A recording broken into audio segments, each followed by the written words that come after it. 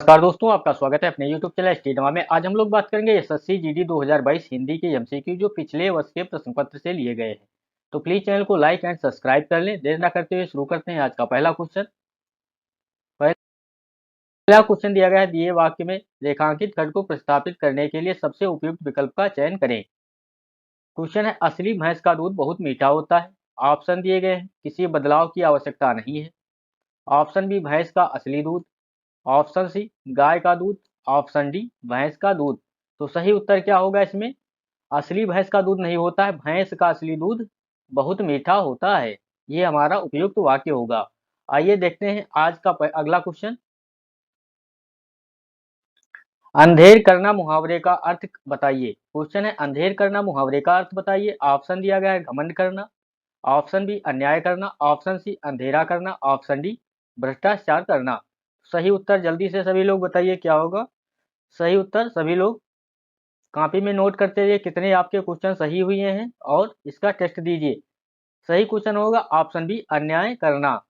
अंधेर करना मतलब होता है अन्याय करना। अगला क्वेश्चन, दिए गए वाक्य में रेखांकित खंड को प्रस्तापित करने के लिए सबसे उपयुक्त विकल्प का चयन करें। अच्छे लड़के परिश्रमी होती हैं। यहाँ पर जो है आपको उपयुक्त विकल्प चुनना है। ऑप्शन दिया गया होता है, ऑप्शन बी होती है, ऑप्शन सी होते हैं, ऑप्शन डी किसी बदलाव की आवश्यकता नहीं। तो सही उत्तर आप सभी लोगों को पता होगा, अच्छे लड़के परिश्रमी होती हैं नहीं, जबकि है परिश्रमी होते हैं। ये आपका ऑप्शन नंबर सी सही होगा। आप सभी लोगों को पता होगा, इसमें होती ही नहीं जबकि होते हैं सही होगा। अगला क्वेश्चन, दिए गए वाक्य का वह भाग ज्ञात करें जिसमें कोई त्रुटि है। यदि कोई त्रुटि नहीं है तो कोई त्रुटि नहीं है चुने। दिया गया अन्य वर्ष के समान इस वर्ष भी फसल अच्छी रही, कोई त्रुटि नहीं है। अब सही ऑप्शन आपको बताना है, ऑप्शन एक, ऑप्शन चार, ऑप्शन तीन, ऑप्शन दो। सही उत्तर क्या होगा जल्दी से सभी लोग कमेंट बॉक्स में बताइए। सही उत्तर इसका क्या होगा? सही उत्तर होगा इसका ऑप्शन एक। अन्य वर्ष के समान, अन्य वर्ष की जगह पर यहाँ क्या होगा? गत वर्ष। गत वर्षों के समान इस वर्ष भी फसल अच्छी रही, कोई त्रुटि नहीं है। इसमें से अन्य वर्ष की जगह पर होगा गत वर्ष। अगला क्वेश्चन, रिक्त स्थान को भरने के लिए सबसे उपयुक्त शब्द का चयन करें। पेड़ पर चिड़िया डैश है। ऑप्शन दिया गया है, टिटकराती है। ऑप्शन बी, करकती है। ऑप्शन सी, चहचहाती है। ऑप्शन डी, हिनहिनाती हैं। तो सही उत्तर सभी लोगों को पता होगा, पेड़ पर चिड़िया क्या करती हैं? चहचहाती हैं। राइट आंसर होगा ऑप्शन सी। अगला क्वेश्चन, जल्दी से सभी लोग चैनल को लाइक करें, सब्सक्राइब करें और शेयर भी करें। देखते हैं अगला क्वेश्चन, दिए गए वाक्य के किस भाग में त्रुटि है? कवि ने प्रकृति की सुंदर शोभा का वर्णन किया है। ऑप्शन दिया गया है, सुंदर शोभा। ऑप्शन बी, वर्णन किया है। ऑप्शन सी, कवि ने। ऑप्शन डी, प्रकृति की। तो जल्दी से सभी लोग इसका सही उत्तर बताइए क्या होगा। जल्दी से कमेंट बॉक्स में सभी लोग सही उत्तर बताइए, इसका क्या होगा। सही उत्तर होगा ऑप्शन ए, सुंदर शोभा का। इसमें जो है भाग में त्रुटि है। संबंधी प्रस्तुत वाक्य में वर्तनी संबंधी त्रुटि है। कवि ने प्रकृति की शोभा का सुंदर उल्लेख किया है। क्वेश्चन है, दिया गया है, कवि ने प्रकृति की सुंदर शोभा का वर्णन नहीं किया है जबकि उल्लेख किया है। ये हमारा राइट वाक्य होगा। अगला क्वेश्चन, दिए गए वाक्य का वह भाग ज्ञात करें जिसमें कोई त्रुटि है। यदि कोई त्रुटि नहीं है तो वाक्य कोई त्रुटि नहीं है चुने। प्रस्तुत पंक्तियां कामायनी से ली है। कोई त्रुटि नहीं है। ऑप्शन ए चार, ऑप्शन बी तीन, ऑप्शन सी दो, ऑप्शन डी एक भाग। तो इसमें कौन से भाग में त्रुटि है? अगर कोई त्रुटि नहीं है तो कोई त्रुटि चुने। जिसका ऑप्शन दिया गया है कोई त्रुटि नहीं है तो ऑप्शन चार होगा। ऑप्शन बी अगर त्रुटि है तो ऑप्शन बी सी डी में से कोई भी चुने। प्रस्तुत पंक्तियां कामायनी से ली है। तो सही उत्तर इसमें बताना है आपका क्या होगा। जल्दी से कमेंट बॉक्स में बताइए। सही उत्तर होगा ऑप्शन बी, तीन नंबर। भाग तीन में त्रुटि है, ली है नहीं जबकि कामायनी से ली गई है। अगला क्वेश्चन, जल्दी से सभी लोग वीडियो को शेयर कर दें। दोपहर के बाद का समय वाक्यांश के लिए एक शब्द होगा। ऑप्शन दिया गया है अपराह्न। ऑप्शन बी, गोधूल, ऑप्शन सी मध्याह्न, ऑप्शन डी पूर्वाह्न। तो जल्दी से सभी लोग बताइए इसका सही उत्तर क्या होगा। सही उत्तर होगा ऑप्शन ए अपराह्न। दोपहर के बाद के समय को हम लोग क्या कहते हैं, अपराह्न। गोधूल, दिन और रात के बीच का समय, गोधूल जो कहते हैं उसे दिन और रात के बीच का समय को हम लोग गोधूल कहते हैं। पूर्वाह्न क्या किसे कहते हैं, सवेरे से दोपहर तक के समय को पूर्वाह्न कहते हैं। सवेरे से दोपहर तक के समय को क्या कहते हैं, पूर्वाह्न। अगला क्वेश्चन, दिए गए शब्द के समानार्थी शब्द का चयन करें। क्वेश्चन दिया गया है, दिए गए शब्द का समानार्थी शब्द का चयन करना है। ऑप्शन दिया गया है, समानार्थी शब्द का चयन करना है तुरंगी। तुरंगी का समानार्थी शब्द क्या होगा, ऑप्शन ए घुड़सवार, ऑप्शन बी घुड़सार, ऑप्शन सी घुड़साल, ऑप्शन डी अस्तबल। तो सही उत्तर जल्दी से बताइए। सही उत्तर होगा ऑप्शन ए घुड़सवार। ये हमारा राइट आंसर होगा।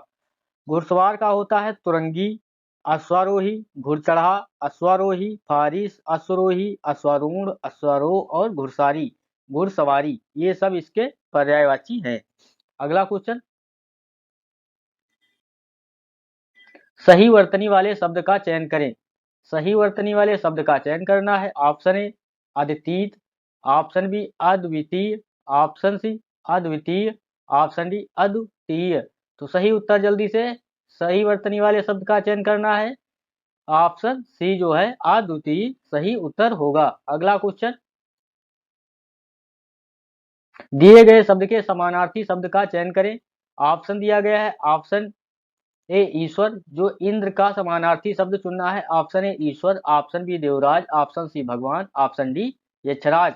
तो इंद्र का समानार्थी शब्द क्या होगा, जल्दी से सभी लोग बताइए क्या होगा इसका समानार्थी शब्द। और चैनल को लाइक एंड सब्सक्राइब कर लें और बेल आइकन को भी क्लिक करें जिससे आने वाले वीडियो आपको आसानी से मिल सके। सही उत्तर होगा ऑप्शन बी देवराज। अगला क्वेश्चन, नीचे दिए गए वाक्य में रिक्त स्थान भरने के लिए सबसे उपयुक्त शब्द का चयन करें। आप क्वेश्चन दिया गया है, बरगद डैश हरा रहा था। ऑप्शन दिया गया है साए साए, ऑप्शन बी हर हर, ऑप्शन सी झाए झाए, ऑप्शन डी सरसर। तो सही उत्तर जल्दी से बताइए। सही उत्तर क्या होगा, बहुत ही इंपॉर्टेंट क्वेश्चन है ये, प्रीवियस ईयर परीक्षाओं में पूछे गए क्वेश्चन हैं सभी। तो सही उत्तर होगा ऑप्शन सी झाए झाए, बरगद झाए झाए हरहरा रहा था। अगला क्वेश्चन, क्वेश्चन दिया गया है, दिए गए वाक्य में रेखांकित खंड को प्रतिस्थापित करने के लिए सबसे उपयुक्त विकल्प का चयन करें। वह मुझे अनंत काल से नहीं मिला। ऑप्शन दिया गया है, इसमें से जो है रेखांकित शब्द के लिए उपयुक्त विकल्प का चयन करना है। वह मुझे अनंत काल से नहीं मिला। अनंत काल जो है रेखांकित शब्द दिया गया है पुरातन काल से, ऑप्शन बी प्राचीन काल से, ऑप्शन सी चिरकाल से, ऑप्शन डी किसी बदलाव की आवश्यकता नहीं। तो सही उत्तर क्या होगा इसमें, सही उत्तर होगा ऑप्शन सी चिरकाल से। वह मुझे चिरकाल से नहीं मिला। अगला क्वेश्चन, रिक्त स्थान को भरने के लिए सबसे उपयुक्त शब्द का चयन करें। परिवर्तन डैश का नियम है। परिवर्तन किसका नियम है, ऑप्शन ए संस्कृति, ऑप्शन बी जगत, ऑप्शन सी प्रकृति, ऑप्शन डी पृथ्वी। सभी लोगों को पता होगा परिवर्तन जो है हमारा प्रकृति का नियम है। अगला क्वेश्चन, चैनल को लाइक एंड सब्सक्राइब कर दें सभी लोग, जितने लोग भी वीडियो देख रहे हो चैनल को लाइक एंड सब्सक्राइब करें। कौन सा विलोम युग्म सुमेलित नहीं है। ऑप्शन ए अंगीकार स्वीकार, ऑप्शन बी अधम या उत्तम, ऑप्शन बी अवनत उन्नत, ऑप्शन डी अकाम या सकाम। अंगीकार का विलोम क्या होगा, स्वीकार। इसमें दिया गया है अधम का उत्तम, अवनत का उन्नत, डी का अकाम का सकाम। तो इसमें सुमेलित सही नहीं है। कौन सा सही सुमेलित नहीं है, तो ऑप्शन ए अंगीकार क्या स्वीकार, ये जो है आपका गलत दिया गया है, बाकी सब सही दिए गए हैं। इसमें जो ये दिया गया है ये गलत दिया गया है, बाकी सब सही दिए गए हैं। तो अगला क्वेश्चन देखने से पहले, अंगीकार और स्वीकार समानार्थक शब्द हैं। ये जो अंगीकार और स्वीकार है, अंगीकार मतलब होता है स्वीकार, ये समानार्थक शब्द है। नीचे दिए गए वाक्यांश के लिए सार्थक शब्द चुनिए। जिसकी जीविका निश्चित ना हो। क्वेश्चन दिया गया है जिसकी जीविका निश्चित ना हो, तो सही उत्तर इसमें बताना है। ऑप्शन दिया गया है खेचर, ऑप्शन बी अगोचर, ऑप्शन सी आत्मघाती, ऑप्शन डी आकाशवर्ती। तो सही उत्तर क्या होगा इसमें, सही उत्तर होगा ऑप्शन डी आकाशवर्ती हमारा सही उत्तर होगा। आकाशवर्ती को ही आजकल फ्रीलांसर कहते हैं। आकाश में चलने वाले या विचरण करने वाले को खेचर कहा जाता है। आकाश में चलने वाले या विचरण करने वाले को खेचर कहा जाता है। इंद्रियों से जिसका ज्ञान संभव ना हो, इंद्रियों से जिसका ज्ञान संभव ना हो उसे अगोचर कहते हैं। किसी निश्चित उद्देश्य की पूर्ति हेतु अपनी हत्या का संकल्प करने वाले को आत्मघाती कहा जाता है। अगला क्वेश्चन, उग्र का विलोम शब्द होगा। ऑप्शन दिया गया है प्रखर, ऑप्शन बी सरल, ऑप्शन सी सौम्य, ऑप्शन डी कठोर। तो सही उत्तर जल्दी से सभी लोग बताइए क्या होगा। सही उत्तर सभी लोग कमेंट बॉक्स में। ऑप्शन सी सौम्य, उग्र का विलोम क्या होगा, सौम्य। प्रखर जो है, प्रखर का विलोम शब्द क्या होगा, मंद। प्रखर का विलोम शब्द क्या होगा, मंद। अगला क्वेश्चन देखते हैं, जो ना जाना गया हो। क्वेश्चन दिया गया है जो ना जाना गया हो, उसके लिए वाक्यांश के लिए एक शब्द होगा। ऑप्शन दिया गया है अनजान, ऑप्शन बी अतिथि, ऑप्शन सी ज्ञात, ऑप्शन डी अज्ञात। तो सही उत्तर क्या होगा, जल्दी से सभी लोग बताइए क्या होगा। सही उत्तर होगा ऑप्शन डी अज्ञात। जो ना जाना गया हो उसे क्या कहते हैं, एक शब्द में, अज्ञात। अतिथि जिसके आने की कोई तिथि ना हो, अतिथि को क्या कह, एक शब्द में, जिसके आने की कोई तिथि ना हो उसे क्या कहते हैं, अतिथि। अनजान के लिए जिसे किसी भी प्रकार की जानकारी ना हो, अनजान के लिए जिसे किसी प्रकार की भी जानकारी ना हो उसे क्या कहेंगे, एक शब्द में, अनजान। ज्ञात, ज्ञात को क्या कहेंगे, जानने वाला। अगला क्वेश्चन, आदर और निरादर करना यह किस मुहावरे का अर्थ है। ऑप्शन दिया गया है पान पत्ते तक सीमित होना, ऑप्शन बी पान पनही खिलाना, ऑप्शन सी पान फूल पर रहना, ऑप्शन डी पान फूल सा। तो सही उत्तर जल्दी से सभी लोग बताइए, आदर और निरादर करने का अर्थ, मुहावरे का अर्थ क्या होगा, ऑप्शन बी पान पनही खिलाना, ये हमारा सही उत्तर होगा। अगला क्वेश्चन, क्वेश्चन नंबर 20, सही वर्तनी वाले शब्द का चयन करें। ऑप्शन दिया गया है, ऑप्शन ए सही होगा या ऑप्शन बी या ऑप्शन सी या ऑप्शन डी, इसमें से कौन सा सही उत्तर होगा, सही लोग जानते होंगे, इसका ईर्षालु जो है ऑप्शन सी सही होगा। अगला क्वेश्चन, धरती और आकाश के बीच का स्थान वाक्यांश के लिए एक शब्द होगा। ऑप्शन दिया गया है, ऑप्शन ए अंतरीप, ऑप्शन बी द्वितीय, ऑप्शन सी गिरी, ऑप्शन डी अंतरिक्ष। तो सही उत्तर क्या होगा, सभी लोग बताइए जल्दी से, सही उत्तर इसका क्या होगा। सही उत्तर होगा ऑप्शन डी अंतरिक्ष। धरती और आकाश के बीच के दूरी वाक्यांश के लिए क्या कहते हैं, अंतरिक्ष। अगला क्वेश्चन, अगला क्वेश्चन, सभी लोग चैनल को लाइक एंड सब्सक्राइब करने और शेयर भी कर दें। छठी का दूध याद आना, क्वेश्चन है छठी का दूध याद आना मुहावरे का सही अर्थ है। संकट के समय पिछले सुख की याद आना, ऑप्शन बी अतीत पर गौरवान्वित होना, ऑप्शन सी संकट के समय पिछले दुख की याद आना, ऑप्शन डी अत्यंत प्रसन्न होना। तो सही उत्तर जल्दी से क्या होगा बताइए सभी लोग। सही उत्तर होगा ऑप्शन ए संकट के समय पिछले सुख की याद आना। छठी का दूध आना मतलब संकट के समय पिछले सुख की याद आना। अगला क्वेश्चन, रिक्त स्थान भरने के लिए सबसे उपयुक्त शब्द का चयन करें। मेरे ऊपर परिवार के पालन पोषण का डैश है। क्वेश्चन दिया गया है, रिक्त स्थान भरना है, इसमें मेरे क्वेश्चन है मेरे ऊपर परिवार के पालन पोषण का डैश, इसमें रिक्त स्थान भरना है, क्या होगा। ऑप्शन ए निर्वाहन, ऑप्शन बी आभार, ऑप्शन सी आधार, ऑप्शन डी दायित्व। जल्दी से सभी लोग बताइए इसमें उपयुक्त वाक्य क्या भरा जाएगा। सही उत्तर होगा इसमें ऑप्शन डी दायित्व। मेरे ऊपर परिवार के पालन पोषण का दायित्व है। दायित्व का अर्थ क्या होता है, दायित्व का अर्थ होता है जिम्मेदारी या जवाबदेही। मेरे ऊपर परिवार पोषण का दायित्व है मतलब जिम्मेदारी एक है। निर्वहन, निर्वहन क्या होता है, किसी को एक जगह से रिहा करना या कर्तव्य या ऋण से मुक्ति करना। आभार क्या होता है, भार या बोझा को आभार कहते हैं। आधार मतलब सहारा। अगला क्वेश्चन, जल्दी से सभी लोग चैनल को सब्सक्राइब एंड लाइक कर दें। मनुष्य जीवन डैश से सफल हुआ है, रिक्त स्थान की पूर्ति कीजिए। ऑप्शन दिया गया है, ऑप्शन ए क्रोध, ऑप्शन बी आलसी जीवन से, ऑप्शन सी लोभ या लालच से, ऑप्शन डी परिश्रम से। तो सही उत्तर इसका क्या होगा, ऑप्शन डी परिश्रम। मनुष्य जीवन परिश्रम से सफल हुआ है। इसका सही उत्तर होगा। अगला क्वेश्चन, व्यथा का पर्यायवाची है। ऑप्शन दिया गया है दुख, ऑप्शन बी वियोग, ऑप्शन सी चिंता, ऑप्शन डी सुख। तो सही उत्तर जल्दी से सभी लोग बताइए। ऑप्शन ए दुख, व्यथा का पर्यायवाची क्या होगा? दुख।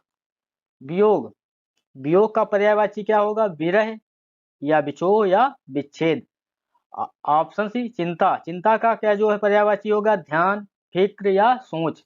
इसका चिंता का पर्यायवाची होंगे। सुख का क्या होगा? सभी लोग कॉपी में नोट कर लीजिए। चैन, अमन, चैन, शांति, ये सब क्या होंगे? सुख के पर्यायवाची होंगे। चैन, अमन, चैन, शांति। और व्यथा का अर्थ होता है पीड़ा, वेदना, तकलीफ, अन्य, ये सब व्यथा के पर्यायवाची होते हैं। अगला क्वेश्चन, क्वेश्चन दिया गया है दिए गए वाक्यों में रेखांकित खंड को प्रतिस्थापित करने के लिए सबसे उपयुक्त विकल्प का चयन करें। कुछ अब दिया गया परिवार नियोजन को कार्यक्रमों द्वारा जनसंख्या वृद्धि को रोका जाना चाहिए। ऑप्शन दिया गया परिवार नियोजन के कार्यक्रमों द्वारा, ऑप्शन बी किसी बदलाव की आवश्यकता नहीं है, ऑप्शन सी परिवार नियोजन में कार्यक्रमों द्वारा, ऑप्शन डी परिवार नियोजन से कार्यक्रमों द्वारा। तो सही उत्तर जल्दी से सभी लोग बताइए क्या होगा? सही उत्तर होगा परिवार, ऑप्शन ए सही उत्तर होगा परिवार नियोजन के कार्यक्रमों द्वारा जनसंख्या वृद्धि को रोका जाना चाहिए। इस वाक्य में रेखांकित खंड विभक्ति को त्रुटि है। विकल्प 2। अगला क्वेश्चन, क्वेश्चन दिया गया है सही वर्तनी वाले शब्द का चयन कीजिए। 27 नंबर क्वेश्चन है, सही वर्तनी वाले शब्द का चयन करना है। ऑप्शन ए धराशायी, ऑप्शन बी धाराशायी, ऑप्शन सी धाराशायी, ऑप्शन डी धराशायी। तो सही उत्तर क्या होगा? ऑप्शन ए धराशायी इसका सही उत्तर होगा। धराशायी का अर्थ क्या होता है? धराशायी का अर्थ होता है पृथ्वी पर लेटा हुआ, जैसे वीरों का धराशायी होना। शेष सभी विकल्प निरर्थक हैं। अशुद्ध वर्तनी और मात्रात्मक त्रुटियां इसमें सभी शब्द में हैं। अगला क्वेश्चन दिया गया है 28 नंबर, दिए गए शब्द के समानार्थी शब्द का चयन करें। शब्द क्या है? मूल। मूल का समानार्थी शब्द बताना है। ऑप्शन ए मुनि, ऑप्शन बी दाम, ऑप्शन सी मूल, ऑप्शन डी मलिन। तो सही उत्तर जल्दी से सभी लोग बताइए क्या होगा? सही उत्तर होगा इसका ऑप्शन बी दाम। सही उत्तर होगा ऑप्शन बी दाम। इसका समानार्थी मूल का समानार्थी क्या होगा? दाम। मुनि का अर्थ क्या होता है? मुनि का अर्थ होता है मनन चिंतन करने वाला साधु जैसे व्यक्ति। मूल का अर्थ होता है जड़। मूल का अर्थ क्या होता है? जड़ होता है। मलिन का अर्थ होता है मैला या खराब होना। मलिन का अर्थ होता है मैला या खराब होना। 29 नंबर, दिए गए वाक्य के किस भाग में त्रुटि है? मालिक मजदूरों का शोषण करते हैं। मालिक मजदूरों का शोषण करते हैं। ऑप्शन ए मालिक, ऑप्शन बी मजदूरों का, ऑप्शन सी शोषण, ऑप्शन डी करते हैं। तो इसमें से जो है अशुद्धि बताना है कौन सी होगी? शोषण में जो अशुद्धि दी गई है, शोषण जो है ये वर्तनी संबंधी अशुद्धि है इसमें। अगला क्वेश्चन, दिए गए वाक्य का वह भाग ज्ञात करें जिसमें कोई त्रुटि है। यदि कोई त्रुटि नहीं है तो कोई त्रुटि नहीं चुने। कई दिनों से बदली के पीछे आज धूप निकली है। दिया गया है वाक्य दिया गया है कई दिनों से बदली के पीछे आज धूप निकली है। ऑप्शन ए बदली के पीछे, ऑप्शन बी धूप निकली है, ऑप्शन सी कई दिनों के, ऑप्शन डी इनमें से ऑप्शन डी कोई त्रुटि नहीं। तो सही उत्तर इसमें क्या होगा? ऑप्शन ए बदली के पीछे। इसमें सही उत्तर होगा ऑप्शन ए बदली के पीछे। सही वाक्य क्या होगा इसमें? बदली के बाद। सही वाक्य अगर लिखा जाता तो कई दिनों की बदली के बाद आज धूप निकली है, ना कि बदली के पीछे। अगला क्वेश्चन, तिमिर का विलोम शब्द क्या होगा? क्वेश्चन है तिमिर का विलोम शब्द क्या होगा? जल्दी से सभी लोग बताइए इसका तिमिर का विलोम शब्द क्या होगा? ऑप्शन ए आकाश, ऑप्शन बी प्रकाश, ऑप्शन सी अंधकार, ऑप्शन डी रात्रि। तो सही उत्तर क्या होगा इसमें? ऑप्शन बी प्रकाश। तिमिर का विलोम शब्द क्या होगा? प्रकाश। आकाश का विलोम शब्द क्या होगा? पाताल। सभी लोगों को पता होगा। रात्रि का क्या होता है? दिवा, दिन, दिवस या वार। ये सब जो है रात्रि के विलोम शब्द हैं। अगला क्वेश्चन, सही वर्तनी वाले शब्द का चयन कीजिए। परिणाम, ऑप्शन बी परिणाम, ऑप्शन सी परिणाम, ऑप्शन डी परिणाम। तो सही उत्तर सभी लोगों को पता होगा, परिणाम। ये जो है हमारा सही शब्द है। अगला क्वेश्चन, दिए गए वाक्य में रेखांकित खंड को प्रस्तापित करने के लिए सबसे उपयुक्त विकल्प का चयन करें। अधिक जनसंख्या अनेक समस्याओं को जन्म देता है। ऑप्शन ए किसी बदलाव की आवश्यकता नहीं, ऑप्शन बी अनेक समस्याओं को जन्म देती है, ऑप्शन सी अनेक समस्याओं को जन्म देती है, ऑप्शन डी अनेक समस्याओं को जन्म देती है। तो सही उत्तर जल्दी से सभी लोग बताइए क्या होगा? सही उत्तर होगा, उपयुक्त विकल्प का चयन करना है इसमें। अधिक जनसंख्या जो है अनेक समस्याओं को जन्म देती है। राइट आंसर होगा ऑप्शन बी। अगला क्वेश्चन, जिन लोगों का ऑप्शन बी सही है वो बिल्कुल करेक्ट है। दिए गए वाक्य के किस भाग में त्रुटि है? वाक्य क्या दिया गया? केवल आप ही यह काम निपुणता से कर सकते हैं। ऑप्शन दिया गया है निपुणता से, ऑप्शन बी केवल आप ही, ऑप्शन सी यह काम, ऑप्शन डी कर सकते हैं। तो सही उत्तर क्या होगा? इसमें से कौन से भाग में त्रुटि है? ऑप्शन बी केवल आप ही। इसमें जो दिया गया है त्रुटि, केवल आप ही में त्रुटि दी गई है। सही वाक्य क्या होगा? आप ही यह काम निपुणता से कर सकते हैं। ये केवल की जगह पर केवल नहीं होगा, आप ही यह काम निपुणता से कर सकते हैं। दिए गए वाक्यांश के लिए एक शब्द दीजिए। अतिथि की सेवा करने वाला। ऑप्शन बी अतिथ्य, ऑप्शन ए अतिथ्य, ऑप्शन ए बी आतिथेय, ऑप्शन सी आशुतोष, ऑप्शन डी सेवक। तो सही उत्तर होगा, जल्दी से सभी लोग बताइए सही उत्तर इसका क्या होगा? सही उत्तर होगा ऑप्शन बी आतिथेय। अगला क्वेश्चन, निम्नलिखित में से किसने स्वतंत्र अवध वंश की नींव रखी? ऑप्शन दिया गया है Chinkilich Khan, option B Marthanda Varma, option C Saadat Khan, option D Haidar Ali. तो सही उत्तर क्या होगा? सही उत्तर होगा ऑप्शन सी सादत खां। 1724 में सादत खान बुरहान उल मुल्क ने फैजाबाद और लखनऊ में अपनी राजधानी के साथ मुगलों से अपनी स्वतंत्रता की घोषणा करके अवध स्वायत्त या स्वतंत्र राज्य की स्थापना की। अगला पॉइंट दिया गया है, मुगल साम्राज्य के शासक मोहम्मद शाह ने सादत खां को अवध का राज्यपाल नियुक्त किया। इसके बाद पॉइंट दिया गया है, अवध मुगल साम्राज्य के टूटने के बाद स्वतंत्र होने वाले सबसे महत्वपूर्ण राज्यों में से एक था। ये सब आपके लिए बहुत ही इंपॉर्टेंट पॉइंट हैं, इनको कॉपी में नोट डाउन करते रहिए। बुरहान उल मुल्क ने सूबेदारी, दीवानी और फौजदारी को संभाला, जो साम्राज्य के राजनीतिक, सैन्य और वित्तीय अधिकारी हैं। वह मुगल प्रभाव को कम करने में भी कामयाब रहा। उन्होंने सैयद बंधुओं को उखाड़ फेंकने में मदद की। सादत खान, जिन्हें अवध के पहले नवाब के रूप में भी जाना जाता था, ने अयोध्या शहर के बाहरी इलाकों में फैजाबाद शहर की स्थापना की। क्वेश्चन पूछा जाए कि फैजाबाद शहर की स्थापना किसने की थी, तो आप आंसर लगाएंगे सादत खां। अगला क्वेश्चन, निम्नलिखित में से कौन सी थार रेगिस्तान की सबसे लंबी नदी है? क्वेश्चन दिया गया है, थार रेगिस्तान की सबसे लंबी नदी कौन सी है, बताना है। ऑप्शन दिया गया है Jhelum, option B Chambal, option C Son, option D Luni. तो सही उत्तर क्या होगा? सही उत्तर जल्दी से सभी लोग बताइए क्या होगा? सही उत्तर होगा ऑप्शन डी लूनी नदी। थार रेगिस्तान की सबसे लंबी नदी है।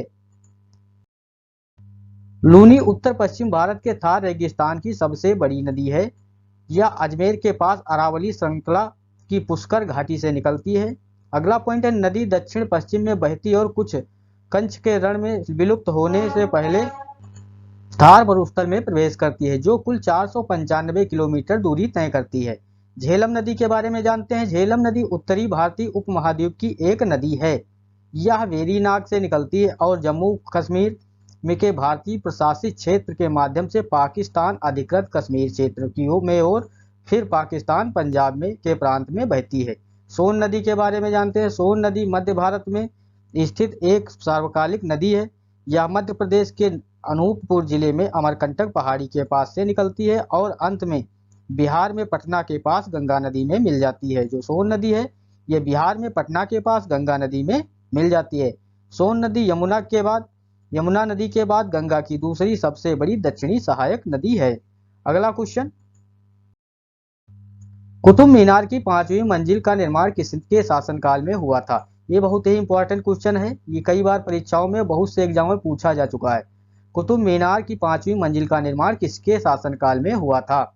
ऑप्शन दिया गया है Iltutmish, option B Muhammad bin Tughlaq, option C Firoz Shah Tughlaq, option D Razia Sultan. तो सही उत्तर क्या होगा? सही उत्तर होगा ऑप्शन सी, फिरोज शाह तुगलक ने कुतुब मीनार की 5वीं मंजिल का निर्माण करवाया था। कुतुब मीनार की 5वीं मंजिल फिरोज शाह तुगलक के शासनकाल के दौरान बनाई गई थी। दिल्ली के पहले मुस्लिम शासक कुतुबुद्दीन ऐबक ने 1200 ईस्वी में कुतुब मीनार का निर्माण शुरू किया था।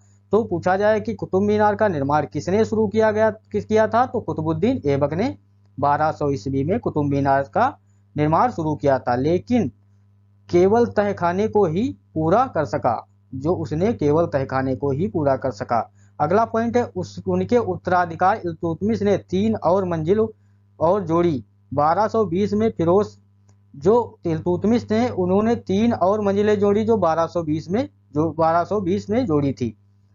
अगला पॉइंट है, फिरोज शाह तुगलक ने 5वीं और आखिरी मंजिल का निर्माण करवाया था। कुतुब मीनार को कुतुब मीनार भी लिखा है, और कुतुब मीनार एक मीनार और विजय स्तंभ है जो कुतुब परिसर का हिस्सा है। पहले 3 मंजिलें लाल बलुआ पत्थर से बनी हैं। चौथी और 5वीं, पूछा जाए पहली 3 मंजिलें किससे बनी हैं, तो लाल बलुआ पत्थर से बनी हुई हैं। चौथी और 5वीं मंजिल संगमरमर और बलुआ पत्थर की हैं। ये बहुत ही इंपॉर्टेंट पॉइंट है, इसको कॉपी में नोट कर लीजिए। टावर के तल पर कुव्वत उल इस्लाम मस्जिद है, जो भारत में बहने वाली पहली मस्जिद है। अगला क्वेश्चन, संविधान की प्रस्तावना में निम्नलिखित में से कौन सा शब्द भारत को पूर्ण राजनीतिक स्वतंत्रता और सर्वोच्च अधिकार वाले देश के रूप में वर्णित करता है? तो अगला आपको सही आंसर बताना है, क्या होगा? ऑप्शन दिया गया है संप्रभु, ऑप्शन बी लोकतांत्रिक, ऑप्शन सी समाजवादी, ऑप्शन डी धर्मनिरपेक्ष। तो सही उत्तर क्या होगा? सभी लोग बताइए। सही उत्तर होगा ऑप्शन ए संप्रभु। संप्रभु के बारे में, संप्रभु जो है शब्द का अर्थ है कि भारत का अपना स्वतंत्र अधिकार है और यह किसी अन्य बाहरी शक्ति का प्रभुत्व नहीं है। एक देश के रूप में भारत का पूर्ण राजनीतिक स्वतंत्रता है और यह सर्वोच्च अधिकार है। देश में विधायिका के पास ऐसे कानून बनाने की शक्ति है जो कुछ सीमाओं के अधीन है। प्रस्तावना दस्तावेज में एक परिचयात्मक कथन है जो दस्तावेज के दर्शन और उद्देश्यों की व्याख्या करता है। भारत के संविधान की प्रस्तावना के पीछे के आदर्शों को जवाहरलाल नेहरू के उद्देश्य प्रस्ताव द्वारा निर्धारित किया गया था, जिसे 22 जनवरी 1947 को संविधान सभा द्वारा अपनाया गया था। अगला क्वेश्चन, जल्दी से सभी लोग चैनल को लाइक एंड सब्सक्राइब कर लें।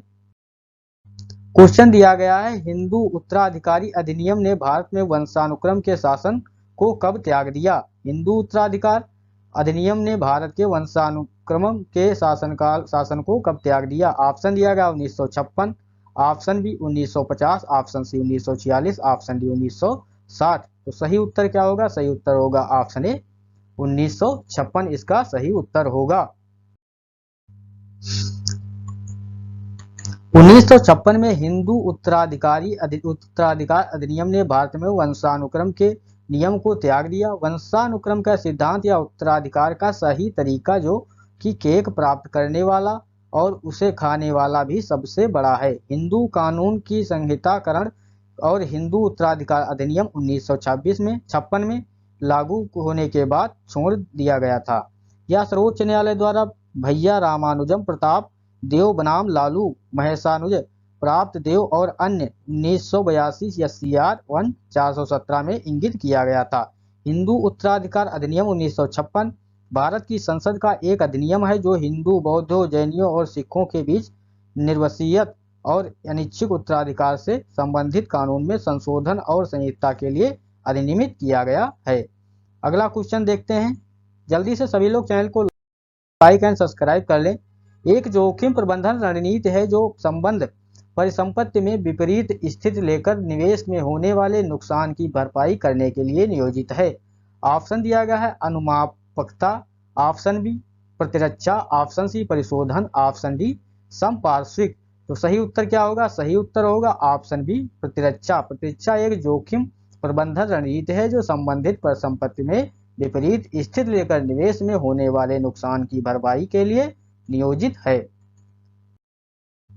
प्रतिरक्षा एक जोखिम प्रबंधन रणनीति है जो परिसंपत्ति में विपरीत स्थिति लेकर निवेश में नुकसान की भरपाई के लिए नियोजित है। अगला पॉइंट है प्रतिरक्षा द्वारा प्रदान किए गए जोखिम में कमी भी आमतौर पर संभावित मुनाफे में कमी का परिणाम है। प्रतिरक्षा को इसके द्वारा प्रदान की जाने वाली सुरक्षा के लिए पैसे का भुगतान करने की आवश्यकता होती है जिसे प्रीमियम के रूप में जाना जाता है। अगला क्वेश्चन, भारत में कुछ हिस्सों में किसान अपने देश की पूजा करके पोला त्योहार मनाते हैं। ऑप्शन दिया गया है कृषि उपकरण, ऑप्शन बी पूर्वज, ऑप्शन सी खेतों, ऑप्शन डी बैलों। तो सही उत्तर क्या होगा? सही उत्तर होगा ऑप्शन डी बैलों। भारत के कुछ हिस्सों में किसान अपने बैलों की पूजा करके पोला त्योहार मनाते हैं। पॉइंट दिए गए हैं, पोला महाराष्ट्र और छत्तीसगढ़ राज्य में एक त्योहार है। पोला जो है कहाँ का त्योहार है? तो महाराष्ट्र और छत्तीसगढ़ राज्य में एक त्योहार है। यह किसानों द्वारा बैलों की पूजा के माध्यम से मनाया जाता है। किसान इस दिन अपने बैलों को सजाते हैं और फिर त्योहार में प्रदर्शन करने के लिए उनकी पूजा करते हैं। यह त्योहार किसानों द्वारा कृषि कार्यों में उनकी सहायता के लिए सांडों के प्रति आभार प्रकट करने के लिए मनाया जाता है। अगला प्रश्न दिया गया है, उद्घाटन ओलंपिक कांग्रेस का आयोजन वर्ष 1894 में किया गया था। ऑप्शन दिया गया स्टॉकहोम में, ऑप्शन बी ओस्लो में, ऑप्शन सी पेरिस में, ऑप्शन डी लंदन में। तो सही उत्तर क्या होगा? सभी लोग बताइए सही उत्तर क्या होगा? सही उत्तर होगा ऑप्शन सी पेरिस में। और चैनल को like and subscribe and share जरूर करें। पहली ओलंपिक कांग्रेस 1894 में पेरिस फ्रांस में आयोजित की गई थी। यह कांग्रेस थी जिसके आईओसी की स्थापना की थी। 1894 में पेरिस कांग्रेस में ओलंपिक खेलों के पुनरुद्धार की प्रक्रिया भी शुरू हुई। एक ओलंपिक कांग्रेस अंतर्राष्ट्रीय ओलंपिक समिति आईओसी द्वारा आयोजित ओलंपिक आंदोलन के विभिन्न निर्वाचन क्षेत्रों के प्रतिनिधियों की एक बड़ी सभा है। अगला प्रश्न, अगर ऐसे ही वीडियो और आप चाहते हैं तो वीडियो चैनल को लाइक एंड सब्सक्राइब करने और बेल आइकन क्लिक करने, जैसे कि वीडियो जैसे यूट्यूब पे अपलोड किया जाए आपको नोटिफिकेशन मिल सके। भारतीय व्यापारियों और उद्योगपतियों द्वारा अपने व्यापारिक हितों को संगठित करने के लिए भारतीय औद्योगिक और वाणिज्यिक कांग्रेस का गठन किस वर्ष किया गया था? ऑप्शन दिया गया 1934 में, ऑप्शन बी 1909 में, ऑप्शन सी 1920 में, ऑप्शन डी 1945 में। तो सही उत्तर क्या होगा? सभी लोग बताइए जल्दी से। सही उत्तर होगा ऑप्शन सी 1920 में। भारतीय औद्योगिक और वाणिज्यिक कांग्रेस का गठन भारतीय व्यापारियों और उद्योगपतियों ने 1920 में अपने व्यापारिक हितों को व्यवस्थित करने के लिए किया था। भारतीय व्यवसायी यह सुनिश्चित करना चाहते थे कि उनकी मांगों को सुना जाए। इन निकायों का नेतृत्व पुरुषोत्तम दास, ठाकुर दास और जीडी बिड़ला जैसे प्रमुख उद्योगपतियों ने किया था। उन्होंने भारतीय अर्थव्यवस्था पर औपनिवेशिक नियंत्रण का कड़ा विरोध किया। अगला प्रश्न दिया गया है, विक्रमशिला गंगा डॉल्फिन वन्यजीव अभ्यारण्य निम्नलिखित में से किस राज्य में स्थित है? विक्रमशिला गंगा डॉल्फिन वन्यजीव अभ्यारण्य बहुत ही इंपॉर्टेंट क्वेश्चन है। विक्रमशिला गंगा डॉल्फिन वन्यजीव अभ्यारण्य ऑप्शन दिया गया है Chhattisgarh, option B Bihar, option C Uttar Pradesh, option D Goa. तो सही उत्तर होगा इसका option B Bihar. Vikramshila Ganga dolphin वन्यजीव अभ्यारण्य बिहार में स्थित है। कुछ महत्वपूर्ण वन्यजीव अभ्यारण्य जैसे जिम कॉर्बेट राष्ट्रीय उद्यान कहाँ स्थित है? उत्तराखंड में। रणथंभौर राष्ट्रीय उद्यान राजस्थान में। गिर राष्ट्रीय उद्यान गुजरात में। काजीरंगा असम में। कान्हा राष्ट्रीय उद्यान मध्य प्रदेश में। पेरियार राष्ट्रीय उद्यान केरल में। सुंदरवन राष्ट्रीय उद्यान कहाँ स्थित है? पश्चिम बंगाल में। बांधवगढ़ राष्ट्रीय उद्यान कहाँ स्थित है? मध्य प्रदेश में। ये सभी जितने भी राष्ट्रीय उद्यान दिए गए हैं कॉपी में नोट करके और याद करके ही परीक्षा में जाएं। भारत के संविधान का अनुच्छेद 76 किससे संबंधित है? अनुच्छेद 76 किससे संबंधित है? ऑप्शन दिया गया चुनाव आयोग, ऑप्शन बी उच्चतम न्यायालय, ऑप्शन सी भारत के महान्यायवादी, ऑप्शन डी प्रशासनिक न्यायाधिकरण से। तो सही उत्तर क्या होगा? सही उत्तर होगा ऑप्शन सी भारत के महान्यायवादी। अनुच्छेद 76 जो है भारत के महान्यायवादी से संबंधित है।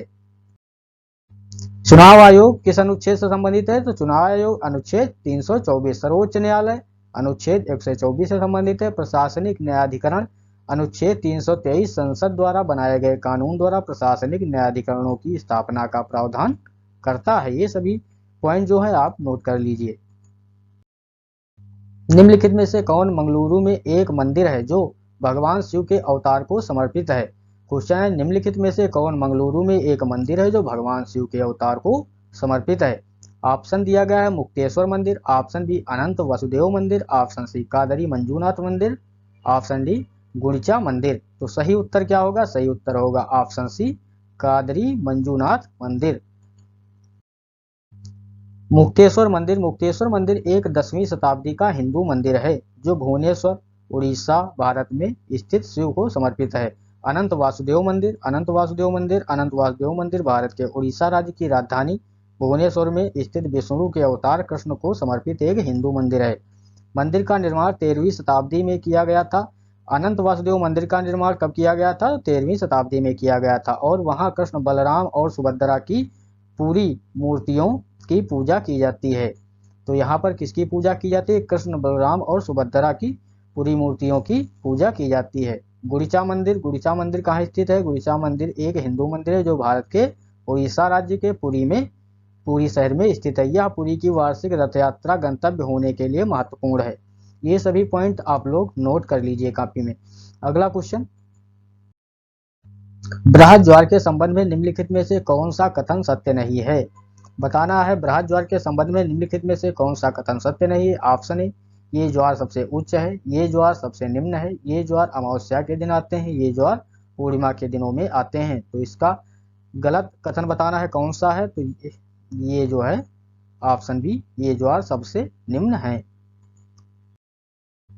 ज्वार दो प्रकार के होते हैं, एक होता है बृहद ज्वार और एक लघु ज्वार। बृहद ज्वार तब होता है जब सूर्य, चंद्रमा और पृथ्वी एक सीधी रेखा में होते हैं। बृहद ज्वार कब आता है? ये सभी लोग याद रखें, सूर्य जो है, चंद्रमा और पृथ्वी एक सीधी रेखा में आ जाते हैं। यहाँ ज्वार ऊंचाई अधिक होती है, यहाँ ज्वार की ऊंचाई जो है अधिक होती है, इसे बृहद ज्वार कहते हैं। बृहद ज्वार महीने में 2 बार आते हैं, एक पूर्णिमा की अवधि के दौरान और दूसरा अमावस्या के दौरान। बृहद ज्वार महीने में 2 बार आते हैं, एक पूर्णिमा के दिन और एक अमावस्या के दौरान। लघु ज्वार तब होता है जब सूर्य और चंद्रमा एक दूसरे के समकोण पर होते हैं और सूर्य और चंद्रमा की शक्तियां एक दूसरे के प्रभावहीन करती हैं, तब लघु ज्वार होता है। अगला प्रश्न, अंतिम मुगल सम्राट बहादुर शाह जफर को वर्ष में अंग्रेजों ने रंगून जेल में कैद किया था। ऑप्शन दिया गया 1885 में, ऑप्शन बी 1858 में, ऑप्शन सी 1826 में, ऑप्शन डी 1862 में। तो सही उत्तर क्या होगा इसका? सही उत्तर होगा ऑप्शन बी 1858 में। अंतिम मुगल सम्राट बहादुर शाह जफर को वर्ष 1858 में अंग्रेजों ने रंगून जेल में कैद किया था। बहादुर शाह जफर अंतिम मुगल सम्राट था। पूछा जाता है कि अंतिम मुगल सम्राट कौन था? तो बहादुर शाह जफर जो है अंतिम मुगल सम्राट थे, जिन्होंने 1857 के विद्रोह में भाग लिया और 1857 के विद्रोह के प्रतीकात्मक प्रमुख थे। उनका जन्म 24 अक्टूबर 1775 को हुआ था। वह 1837 में 62 वर्ष की आयु में सम्राट बने थे। वह अपने पिता सम्राट अकबर शाह द्वितीय के उत्तराधिकारी बने थे। ये पूछा जाए किसके उत्तराधिकारी बने थे? सम्राट अकबर शाह द्वितीय के उत्तराधिकारी बने थे। कौन? बहादुर शाह जफर, ये जो मुगल सम्राट, अंतिम मुगल सम्राट थे। पुस्तक कश्मीरस अनटोल्ड स्टोरी डिक्लासिफाइड किसके द्वारा लिखी गई थी? तो ऑप्शन दिया गया इकबाल चंद्र मल्होत्रा और मरूफ रजा के द्वारा, option B C Uday Bhaskar और जी.डी. बख्शी द्वारा, ऑप्शन सी करण थापर और शोभा डे द्वारा, ऑप्शन डी नंदिता हक्सर और अरुंधति राय द्वारा। तो सही उत्तर होगा इसका ऑप्शन ए, इकबाल चंद्र मल्होत्रा और मरूफ रजा द्वारा ये बुक लिखी गई थी। इकबाल चंद्र मल्होत्रा ने क्वींस कॉलेज कैम्ब्रिज विश्वविद्यालय से अर्थशास्त्र में अपनी डिग्री पूरी की थी। अगस्त 2022 तक Iqbal Chandra Malhotra AIM television private limited के अध्यक्ष और निर्माता हैं। इकबाल चंद्र मल्होत्रा ने मीडिया मुगल रूपर्ट मर्डोक के लिए भारत के सलाहकार के रूप में भी काम किया। मारूफ रजा एक पूर्व भारतीय सेना अधिकारी और सैन्य और सुरक्षा मुद्दों पर टिप्पणीकार थे। क्वेश्चन दिया गया भारतीय सशस्त्र बल वयोवृद्ध दिवस प्रतिवर्ष कब मनाया जाता है?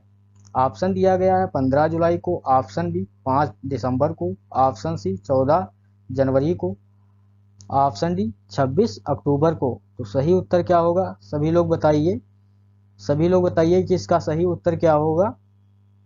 ऑप्शन सी 14 जनवरी को भारतीय सशस्त्र बल वयोवृद्ध दिवस मनाया जाता है। सशस्त्र बल वयोवृद्ध दिवस 2017 से प्रत्येक वर्ष 14 जनवरी को मनाया जाता है। सशस्त्र बल वयोवृद्ध दिवस फील्ड मार्शल के एम करियप्पा द्वारा प्रदान की गई सेवा के सम्मान देता है। कुछ महत्वपूर्ण दिवस जिनका दिनांक 15 जनवरी को कौन सा दिवस मनाया जाता है, भारतीय सेना दिवस। 5 दिसंबर को अंतर्राष्ट्रीय स्वयंसेवी दिवस, 26 अक्टूबर को कद्दू दिवस, 12 जनवरी को राष्ट्रीय युवा दिवस मनाया जाता है। बाबर ने इब्राहिम लोदी को हराया और वर्ष डैश में दिल्ली और आगरा पर अधिकृत कर लिया। ऑप्शन दिया गया है 1526 में, ऑप्शन बी 1694 में, ऑप्शन सी 1467 में, ऑप्शन डी 1372 में। तो सही उत्तर होगा ऑप्शन ए 1526 में। बाबर ने इब्राहिम लोदी को पानीपत के प्रथम युद्ध में हराया था। पानीपत की दूसरी लड़ाई कब हुई थी, दूसरी लड़ाई हुई थी 1556 में। यह किसके बीच हुई थी, हेमू विक्रमादित्य और अकबर के बीच लड़ा गया था। ये कब हुआ था, दिनांक 5 नवंबर 1556 में। पानीपत की तीसरी लड़ाई कब लड़ी गई थी, 1761 में। ये सभी लोग याद रखेंगे। पानीपत की पहली लड़ाई कब हुई थी, पानीपत की दूसरी लड़ाई और तीसरी लड़ाई कब हुई थी।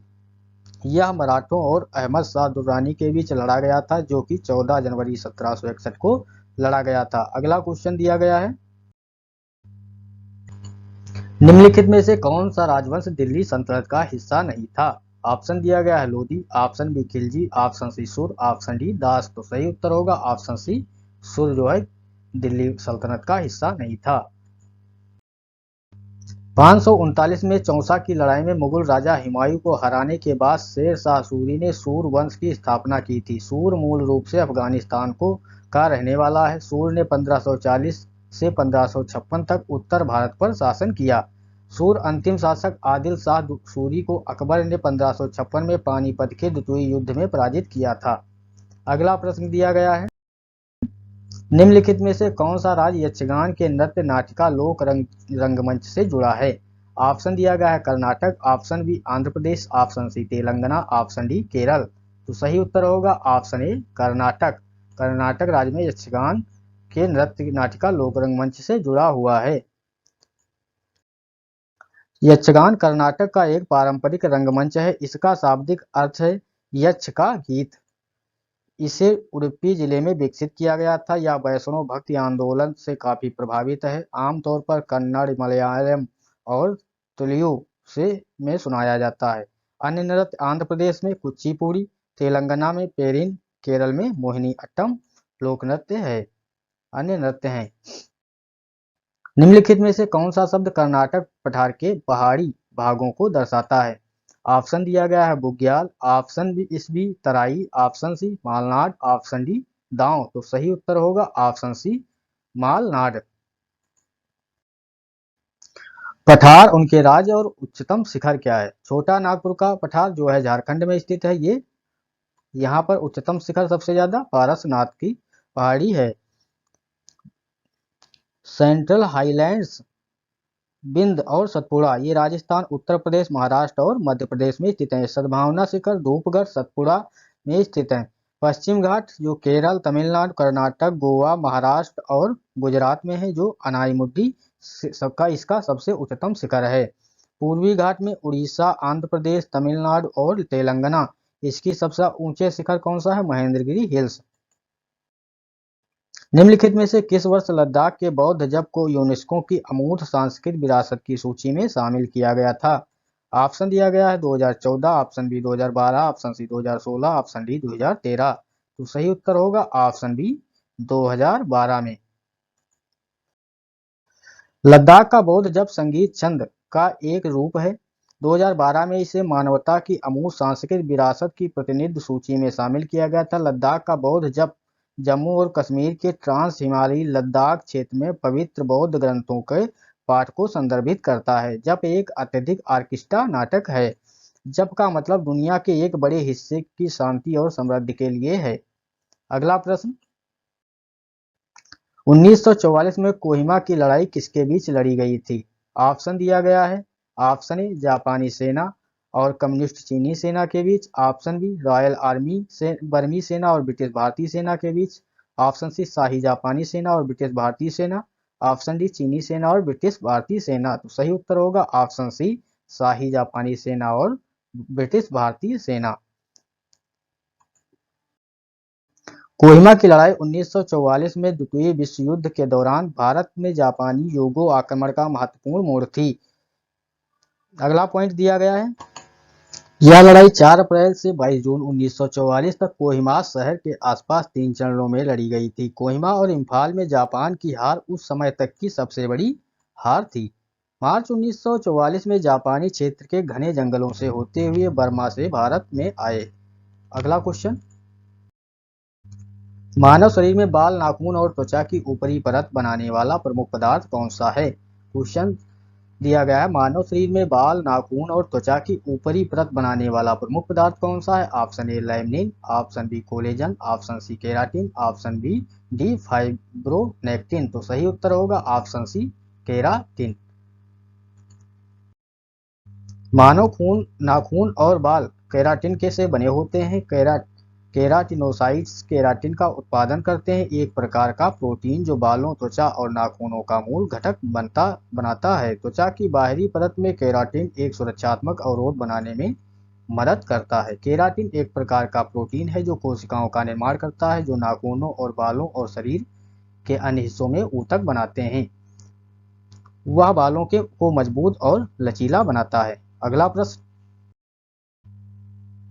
निम्नलिखित में से किस रसायन का उपयोग क्लाउड सीडिंग के लिए किया जाता है?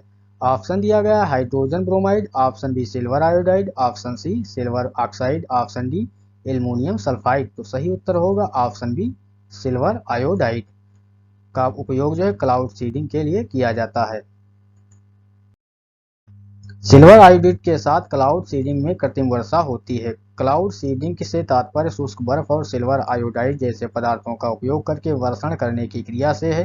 क्लाउड सीडिंग रसायनों में सिल्वर आयोडाइड, पोटेशियम आयोडाइड और शुष्क बर्फ शामिल हैं। बादलों का बीजारोपण बादलों में आर्द्रता पैदा करने का एक कृत्रिम तरीका है जिससे वर्षा होती है। अगला क्वेश्चन दिया गया है, स्फिग्नोमैनोमीटर का उपयोग निम्नलिखित में से किसको मापने के लिए किया जाता है? तो ऑप्शन दिया गया है विद्युत प्रवाह को, ऑप्शन बी आर्द्रता को, ऑप्शन सी वायु को, ऑप्शन डी रक्तचाप को। तो सही उत्तर होगा ऑप्शन डी रक्तचाप को। इस मापने स्फिग्नोमैनोमीटर का उपयोग किया जाता है रक्तचाप को मापने के लिए।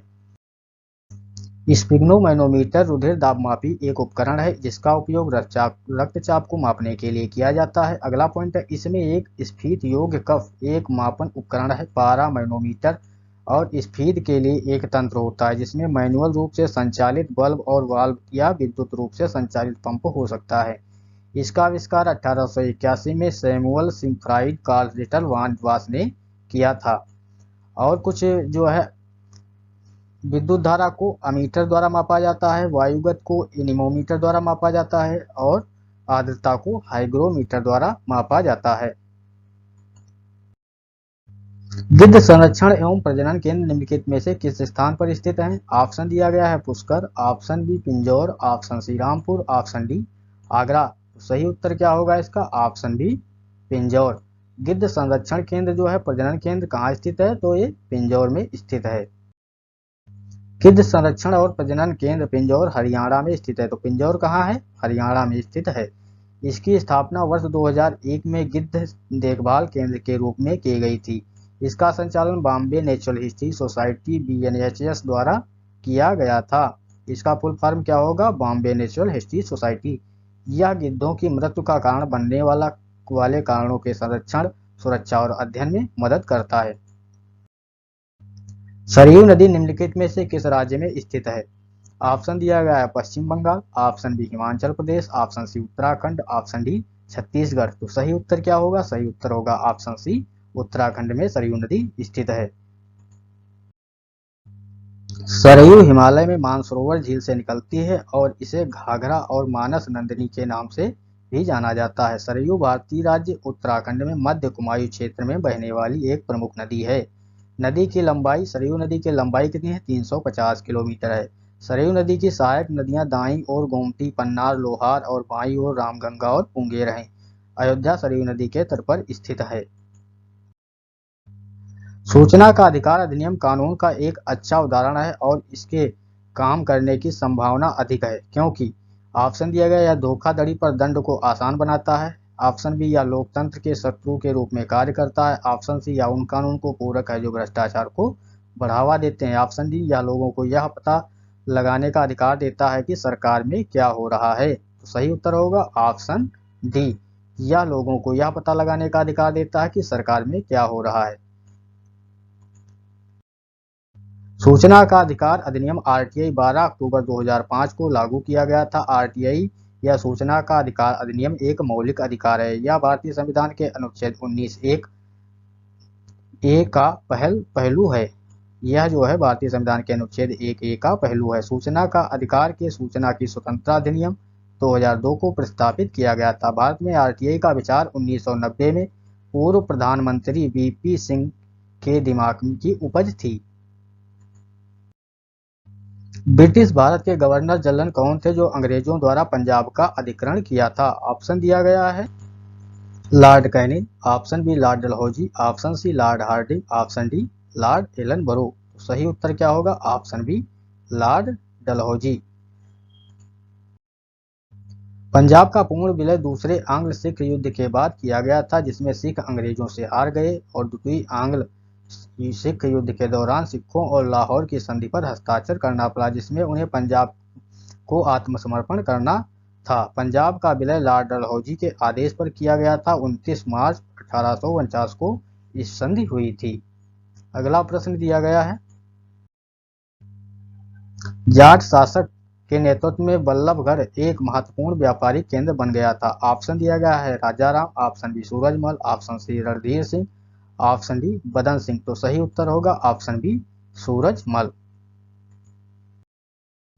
महाराजा सूरजमल का जन्म 1707 में राजस्थान के भरतपुर में हुआ था।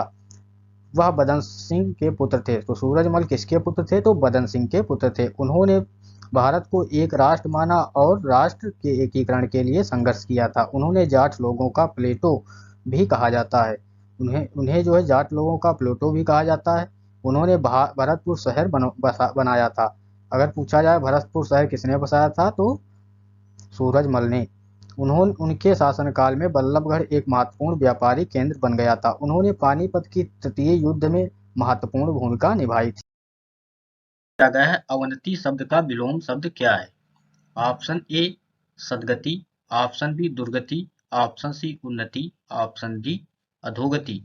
तो सही उत्तर आपको बताना है। सही उत्तर होगा इसका, जल्दी से कमेंट बॉक्स में सही उत्तर बताइए। ऑप्शन सी उन्नति। राइट आंसर इसका क्या होगा? ऑप्शन सी उन्नति। उन्नति का अर्थ क्या होता है? उन्नति का अर्थ होता है प्रगति, प्रगति होना, प्रगति होना इसका अर्थ होता है। अवनति अर्थात गिरने या गिरावट की क्रिया को कहते हैं। अवनति का अर्थ होता है गिरने या गिरावट की क्रिया को अवनति कहा जाता है। अगला क्वेश्चन, दिए गए वाक्य का वह भाग ज्ञात करें जिसमें कोई त्रुटि है। यदि कोई त्रुटि नहीं है तो वाक्य त्रुटि नहीं है। चुने। प्रस्तुत पंक्तियां कानन कुसुम कविता से ली हैं, कोई त्रुटि नहीं है। तो इसमें बताना है इसमें कौन सी त्रुटि है या कोई त्रुटि नहीं है। Option A 4, option B 2, option C भाग 2, ऑप्शन डी भाग 1। तो सही उत्तर इसमें क्या होगा बताना है। सही उत्तर जल्दी से आप लोग कमेंट बॉक्स में बताइए क्या होगा। ऑप्शन बी भाग 3 में त्रुटि है। भाग 3 में त्रुटि दी गई है। ये जो पंक्तियां हैं कानन कुसुम कविता से ली गई हैं। यहाँ ली है गलत होगा, जो यहाँ ली है ये गलत होगा। इसकी जगह पर ली गई हैं। इसकी जगह पर अगर सही लिखना होगा कानन कुसुम कविता से ली गई हैं, ये सही होगा। कानन कुसुम जयशंकर प्रसाद की अमर कृति है। जो कानन कुसुम है ये जयशंकर प्रसाद की एक अमर कृति है। अगला क्वेश्चन, और इसको जल्दी से लाइक एंड शेयर कर दें और वीडियो को पूरा देखें और क्वेश्चन आसानी से आप लोग परीक्षा में हल कर सकें। दिए गए विकल्पों में से रिक्त स्थान की पूर्ति कीजिए। उनका व्यक्तित्व डैश है। ऑप्शन ए सुमति, ऑप्शन बी चमकीला, ऑप्शन सी आकर्षक, ऑप्शन डी सुरक्षित। तो सही उत्तर जल्दी से आप लोग बताइए क्या होगा। सही उत्तर जल्दी से सभी लोग कमेंट बॉक्स में बताइए क्या होगा। सही उत्तर होगा ऑप्शन सी आकर्षक। उनका व्यक्तित्व आकर्षक है। सुमति का अर्थ क्या होता है? अच्छी मति। सुमति का अर्थ होता है अच्छी मति। चमकीला मतलब चमकदार। आकर्षक जो मोहित करने वाला। आकर्षक का अर्थ होता है मोहित करने वाला। सुरक्षित जिसकी सुरक्षा की गई हो। सुरक्षित जो है जिसकी सुरक्षा की गई हो। अगला प्रश्न क्वेश्चन एक होगा लेकिन सभी के अर्थ मिलाकर ये भी पूछा जा सकता है, ये भी पूछा जा सकता है। तो सभी लोग जो बताएं उसको कॉपी में नोट डाउन करते रहिए। अगला क्वेश्चन, दिए गए वाक्य का वह भाग ज्ञात करें जिसमें कोई त्रुटि है। यदि कोई त्रुटि नहीं है तो लगभग, तो कोई त्रुटि नहीं है चुने। यहाँ फैक्ट्री में लगभग कोई 2 दर्जन संतरे हैं। ऑप्शन ए यहाँ फैक्ट्री, ऑप्शन बी 2 दर्जन, ऑप्शन सी कोई त्रुटि नहीं, ऑप्शन डी लगभग कोई। तो सही उत्तर जल्दी से कमेंट बॉक्स में बताइए क्या होगा। सही उत्तर होगा इसका ऑप्शन डी लगभग कोई। इसका सही उत्तर होगा। इस वाक्य में कोई शब्द जो है, ये जो कोई शब्द दिया गया है ये अतिरिक्त दिया गया है। जो इसमें यहाँ फैक्ट्री में लगभग 2 दर्जन संतरे, ये सही वाक्य होगा। ये जो कोई शब्द दिया गया है ये अतिरिक्त वाक्य शब्द दिया गया है। शुद्ध वाक्य यही होगा, यहाँ फैक्ट्री में लगभग 2 दर्जन संतरे हैं। अगला प्रश्न, रिक्त स्थान को भरने के लिए उपयुक्त शब्द का चयन करें। अपनी गलती तुरंत स्वीकार करने वाले व्यक्ति होते हैं। ऑप्शन ए सद्गुणी, ऑप्शन बी निर्गुणी, ऑप्शन सी अवगुणी, ऑप्शन डी इनमें से कोई नहीं।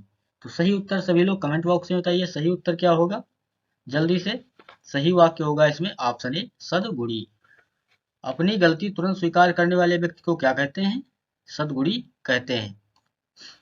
निर्गुणी का अर्थ क्या होता है? निर्गुणी जिसमें कोई गुण ना हो। जिसमें कोई गुण ना हो उसे क्या कहते हैं? निर्गुणी। अवगुणी क्या होता है? जिसमें बुरा गुण हो। अवगुणी जिसमें बुरा गुण हो उसे क्या कहते हैं? अवगुणी कहते हैं।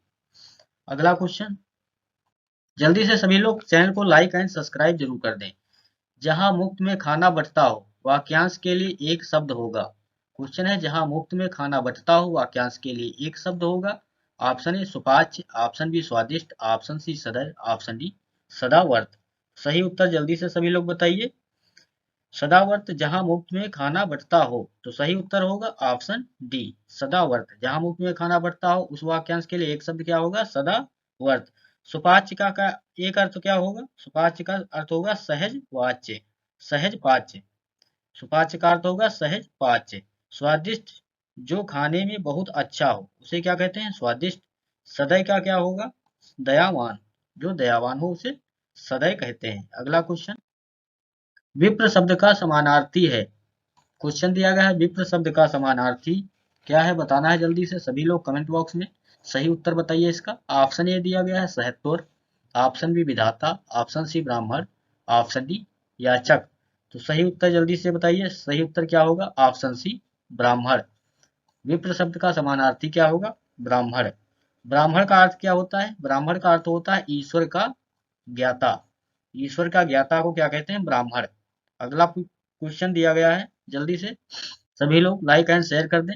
दिए गए वाक्य का वह भाग ज्ञात करें जिसमें कोई त्रुटि नहीं है। यदि कोई त्रुटि नहीं है तो कोई त्रुटि नहीं है विकल्प को चुने। माताजी मेरे परीक्षा फल से संतुष्ट नहीं हुई। ऑप्शन दिया गया है माताजी मेरे, ऑप्शन सी संतुष्ट नहीं हुई, ऑप्शन सी परीक्षा फल से, ऑप्शन डी कोई त्रुटि नहीं है। तो सही उत्तर होगा जल्दी से बताइए। सही उत्तर होगा इसका ऑप्शन बी संतुष्ट नहीं हुई। संतुष्ट नहीं हुई वाक्य में अशुद्धि है। सही वाक्य इसका क्या होगा? माताजी मेरे परीक्षा फल से संतुष्ट नहीं हुई। यहाँ पर संतुष्ट कैसे लिखा जाएगा? संतुष्ट ये वाला सा जो है लिखा जाता तो संतुष्ट ये सही होता, संतुष्ट नहीं हुई। इस वाक्य में दिए गए वाक्य में वर्तनी संबंधी त्रुटि है। इसमें जो दिया गया है ये वर्तनी संबंधी त्रुटि दी गई है। वर्तनी संबंधी त्रुटि दी गई है। संतुष्ट शब्द के पर्यायवाची क्या होते हैं? संतुष्ट शब्द के पर्यायवाची तृप्त, खुश, संतोष, आपूर्ति या प्रतुष्ट, ये सब संतुष्ट वाक्य पर्यायवाची हैं। अगला क्वेश्चन, आवश्यकता से अधिक धन संपत्ति एकत्र ना करना। वाक्यांश के लिए एक शब्द लिखें।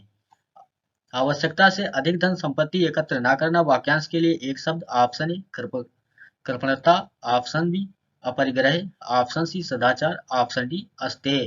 तो सही उत्तर इसका क्या होगा? सही उत्तर होगा ऑप्शन बी अपरिग्रह। आवश्यकता से अधिक धन संपत्ति एकत्र ना करना शब्द एक शब्द में होगा अपरिग्रह। चोरी ना करने की क्रिया को क्या कहते हैं? अस्तेय। अस्तेय को क्या कहते हैं? चोरी न करने की क्रिया को कहते हैं अस्तेय। सदाचार को क्या कहते हैं? अच्छा और शुभ आचरण। एक शब्द में अच्छा और शुभ आचरण, इसको इसका एक शब्द में क्या कहेंगे? सदाचार। कृपणता, कृपणता जो कृपण होने की अवस्था या भाव प्रकट करता हो, इसे क्या कहते हैं? कृपणता। अगला क्वेश्चन, उद्यत का पर्यायवाची शब्द क्या है? ऑप्शन दिया गया है, उद्यत का पर्यायवाची शब्द क्या है? जल्दी से सभी लोग सही उत्तर दें इसका। ऑप्शन ए गरीब, ऑप्शन बी अभ्युदय, ऑप्शन सी ताप, ऑप्शन डी तत्पर। तो सही उत्तर इसका क्या होगा? सही उत्तर होगा ऑप्शन डी तत्पर। उद्यत का पर्यायवाची शब्द क्या होगा? तत्पर। अगला क्वेश्चन, टोपी उछालना मुहावरे का अर्थ है। टोपी उछालना, ऑप्शन ए अपमानित करना, ऑप्शन बी छिपकर षड्यंत्र रचना, ऑप्शन सी रक्षा करना, ऑप्शन डी ध्यान रखना। तो सही उत्तर होगा ऑप्शन ए अपमानित करना। टोपी उछालने का मुहावरे का अर्थ होता है अपमानित करना। अगला क्वेश्चन, निम्नलिखित में से शुद्ध वर्तनी का चयन कीजिए। ऑप्शन ए शताब्दी, ऑप्शन बी शताब्दी, ऑप्शन सी शताब्दी, ऑप्शन डी शताब्दी। तो सही उत्तर जल्दी से इसमें क्या सही बताइए क्या होगा? शुद्ध वर्तनी का चयन करना है। सही उत्तर होगा ऑप्शन बी शताब्दी। अगला क्वेश्चन, इस प्रश्न में दिए गए प्रत्येक वाक्य खंड के अर्थ को एक शब्द में व्यक्त करने वाले शब्द दिए गए विकल्प में से चुनिए। रंगमंच पर पर्दे के पीछे का स्थान। ऑप्शन ए पृष्ठमंच, ऑप्शन बी दर्शक दीर्घा, ऑप्शन सी नाट्य स्थल, ऑप्शन डी नेपथ्य। तो सही उत्तर जल्दी से सभी लोग कमेंट बॉक्स में बताइए, इसका क्या सही उत्तर होगा? सही उत्तर जल्दी से सभी लोग बताइए। ये क्वेश्चन आपके लिए होमवर्क है, जल्दी से सभी लोग इसको कमेंट बॉक्स में बताएंगे कि इसका सही उत्तर क्या होगा। ये होमवर्क दिया जा रहा है सभी को। अगला क्वेश्चन,